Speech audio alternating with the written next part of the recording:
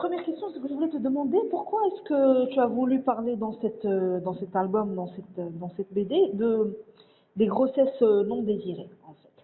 Allège Alors, particulièrement à le tout sujet. simplement parce que c'est un sujet qui n'est pas abordé en littérature, si ce n'est dans certains passages comme ça, qui, à mon sens, ne parle pas et ne rendent pas la réalité sur la question de l'avortement, sur les déboires des femmes, sur leurs besoins.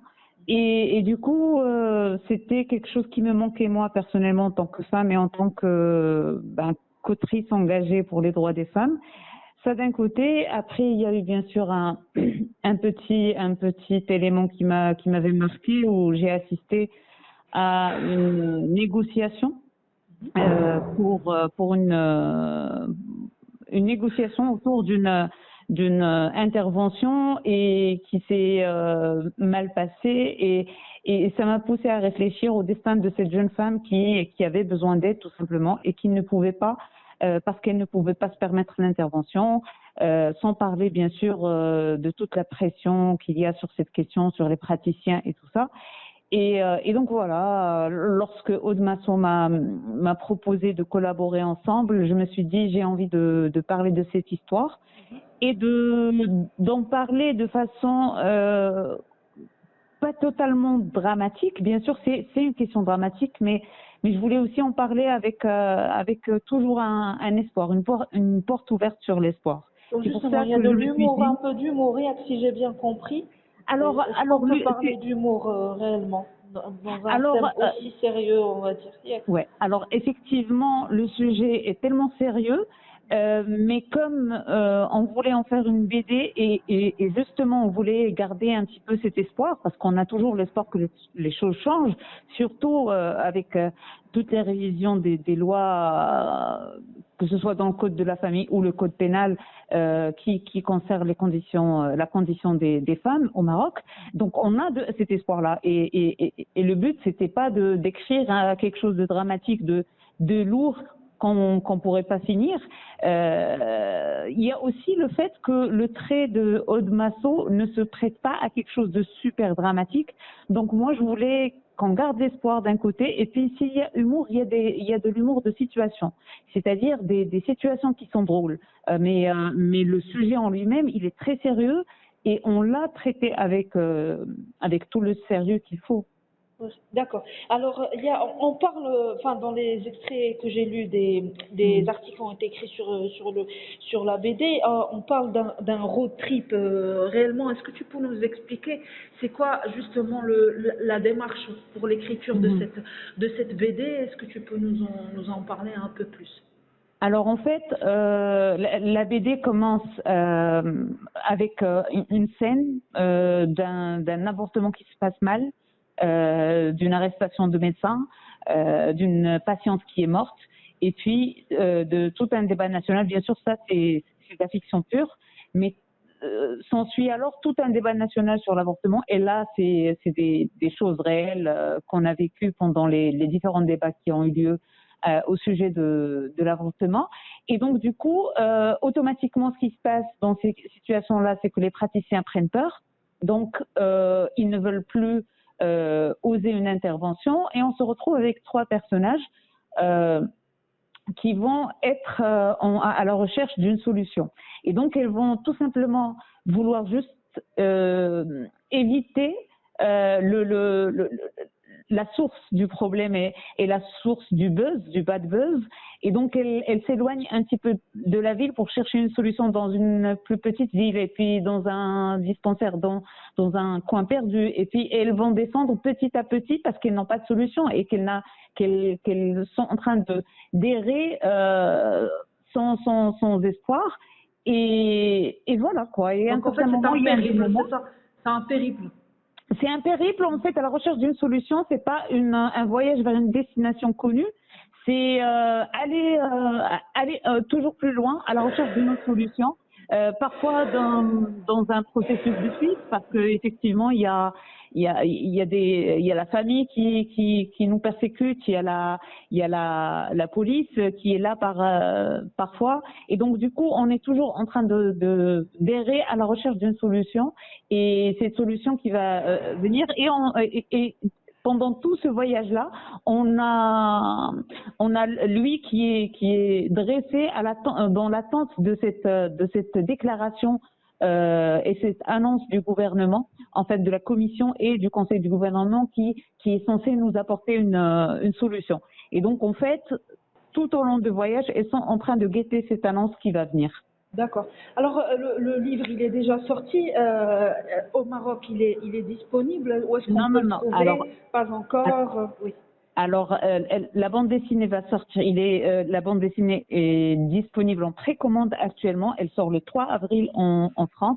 Okay. Je pense donc une sur semaine Internet. ou 2 semaines. Non, elle va sortir en papier. D'accord. C'est une bande dessinée. On va la trouver en librairie. Vous allez la trouver en librairie. En fait, on a négocié j'ai négocié un prix avec l'éditeur parce qu'une BD c'est très lourd à réaliser. C'est très difficile. D'ailleurs, je remercierai jamais Aude pour les modifications qu'elle a apportées à chaque fois, parce que c'est vraiment un travail très difficile. Un BDiste doit dessiner tout le storyboard et après repasser pour faire tous les dessins couleurs et tout ça. Donc c'était un gros travail, ça nous a pris quand même 2 ans. Et donc du coup, c'est un gros pavé de quand même 160 pages. Et on a négocié quand même un prix préférentiel pour le Maroc de 150 dirhams, ce qui n'est rien du tout pour ce volume-là. En principe. Et l'éditeur, c'est français, c'est un éditeur français. Oui, c'est Sarbacane, c'est les éditions Sarbacane. Et donc en fait, ils ont accepté immédiatement, ce que je trouve génial. Mais en fait, faisant partie du groupe Gallimard Flammarion, ils ont déjà l'habitude de faire ce genre de choses. Ce sont des actions qui se font à la demande de l'auteur. Ah, très bien. Donc, tu as pu négocier ce prix-là? Oui, à 150 dirhams, c'est une meilleure distribution. En fait, parce que moi, je l'ai écrit pour le Maroc. Alors que ça sort en France, c'est génial. Bien sûr, ça me fait super plaisir d'avoir accès à un autre marché et un autre public, un public qui lit beaucoup. Maintenant, il faut aussi qu'il soit accessible dans mon pays, parce que c'est un sujet qui me tient à cœur et que je voudrais partager avec le maximum de gens ici. Parfait. Je veux te demander une dernière question. Alors, si je me trompe pas, tu as commencé ta carrière littéraire avec le théâtre, Yakafdo. Oui, absolument. Et tu es passé par la suite à la bande dessinée, c'est ça? Donc, comment s'est fait ce passage-là, et comment est-ce que tu l'as vécu personnellement, et justement, quel a été le principal l'enjeu dans cette démarche-là? Alors c'est une question spéciale pour moi. En fait, c'est une question que j'aime beaucoup et qui me passionne, parce qu'effectivement, lorsque j'ai voulu écrire la première fois, c'était pas du tout ça. Je me voyais écrire des romans, comme n'importe quel journaliste qui avait ce désir d'écrire. Je me voyais écrire des romans. Et puis, c'est venu comme ça. Le texte Nomère, comme c'est un texte très personnel et que j'ai d'abord partagé un texte écrit à la première personne lors d'un festival, que ça m'a donné envie d'en faire du théâtre. Par la suite, j'ai commencé d'abord une série télévisée on l'a d'ailleurs tournée, elle est censée être diffusée sur 2M. Donc je suis passée du théâtre d'abord au scénario télévisé, et donc du coup pendant que je travaillais sur ce scénario, j'ai fait cette rencontre avec Aude, et on a eu cette envie de travailler ensemble, et il m'a dit, tu sais quoi, le scénario c'est le même, c'est le même concept que le scénario pour la télé, c'est juste qu'il y a le mouvement et le son en moins. Donc c'était un challenge, mais c'était très agréable dans le sens où c'est vrai que j'étais privée du son et du mouvement, mais d'un autre côté, j'avais la possibilité d'imaginer tout ce que je voulais, et Aude pouvait le dessiner aussi facilement et aussi rapidement qu'on le voulait. Et donc du coup, je me suis laissée aller en imaginant le personnage principal, il est en train de faire des rêves, donc il y a une sorte de monde onirique pendant la BD. Et donc, comment je l'ai vécu cette transition? En fait, ça s'est fait naturellement. Donc, j'ai pas pris une décision de migrer d'un sujet, d'un format plutôt à l'autre. un autre, oui. J'ai pas choisi le format, j'ai pas choisi de migrer d'un format à un autre, c'est venu comme ça. Maintenant, je reste convaincue que j'ai envie et que mon amour premier reste le roman, et donc là, tu es en train d'écrire un roman. Je suis sur une idée de roman, mais en même temps, entre-temps, j'ai écrit une deuxième pièce de théâtre, et je suis en train de bosser sur un scénario. Mais l'idée du roman, c'est, en fait, j'ai tellement d'humilité et de scrupules à arriver au roman. Peut-être que je suis encore impressionnée par le format et tout ça. Oui, la poésie, non, c'est pour bientôt, non? La poésie, j'écrivais des poèmes il y a un moment, mais après je me suis dit, tu n'as jamais publié.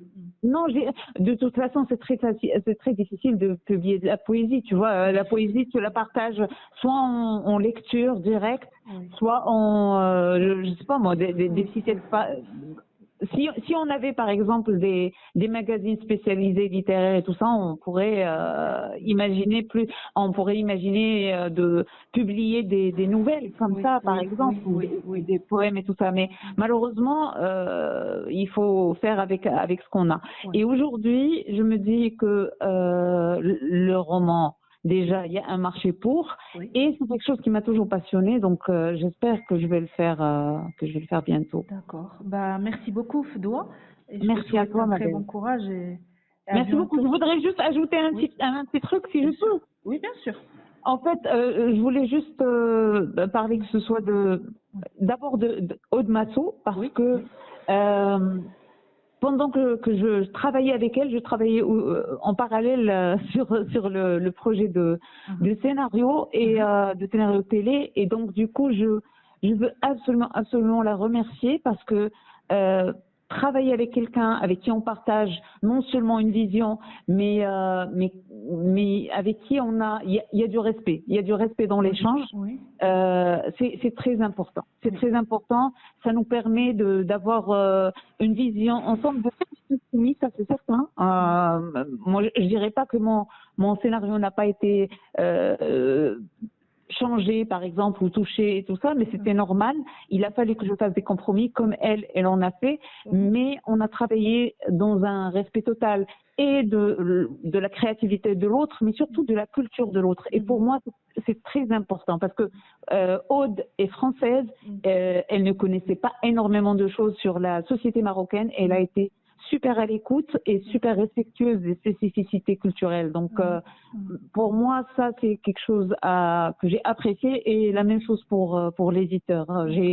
Par exemple, à titre d'exemple, moi, j'ai refusé un petit peu de montrer le mari macho très à cheval sur des valeurs archaïques et tout ça, et qui soit macho fini et tout ça. J'ai refusé de dépeindre par exemple le mari dans la BD en tant que tel, et ils ont accepté. Ils m'ont dit oui, en fait, nous non plus, on n'a pas envie de tomber dans le cliché sur le maghrébin et tout ça. Pour pas généraliser, être dans les clichés. Dans les clichés, effectivement. Surtout par ces temps-là où les clichés ont la peau dure. Oui, mais surtout aussi que la société est en train d'évoluer aussi, donc on peut pas venir. Totalement, oui, mais là c'est une société qu'ils ne connaissent pas. Oui, eux ils la connaissent pas. Donc voilà. Donc vu les idées préconçues qu'on peut avoir sur une société comme la nôtre, voilà, ils ont été très très cool sur ce côté-là. Ils m'ont dit non, on n'a pas envie non plus de sombrer dans les clichés et tout ça, parce qu'effectivement, moi j'estime que c'est de gros clichés qu'il va falloir tordre.